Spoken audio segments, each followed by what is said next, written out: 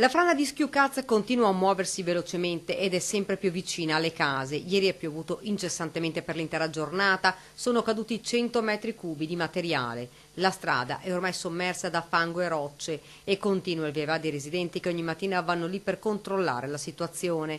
Questo abitante del paesino ci dice che senza casa non avrebbe più niente. L'unica soluzione, perché oggi abbiamo parlato pure per il risarcimento della casa, io col mutuo mi risarciscono con pochi spiccioli.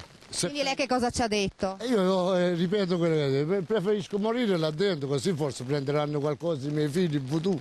Tu invece hai proprio un'attività, ci raccontavi, là in questo borgo? Noi vendiamo bibite, però siamo rimasti tagliati fuori da questo evento, non possiamo spostarci in nessun altro posto, la maggior parte della merce è rimasta ancora dentro e se non ci vengono incontro rischiamo di chiudere un'attività che va avanti da anni, da più di 60 anni e nessuno ci sta dando una mano, siamo abbandonati a noi stessi. È un'azienda agricola proprio appena aperta nel 2018, partito con molto entusiasmo, però con questo evento la vedo molto dura continuare con questo entusiasmo perché mi stanno proprio tagliando le gambe, le frane, la pioggia e sono impossibilitato a continuare la mia attività. Intanto i residenti sperano in una tregua del maltempo per poter assieme ai vigili del fuoco recuperare qualche cosa dalle case. Speriamo bene col maltempo qui e se dopo cessa un po' di poter entrare nelle nostre abitazioni e aziende a recuperare le più cose possibile e anche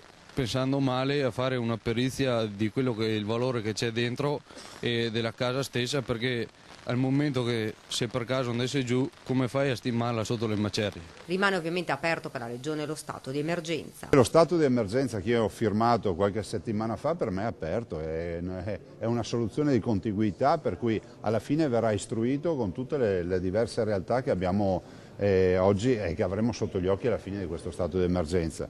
Per cui i cittadini segnalino alle amministrazioni i danni e cerchiamo poi di raccogliere tutto in un dossier unico. A presidiare l'area 24 ore su 24 i vigili urbani, i carabinieri per le attività antisciacallaggio e la protezione civile.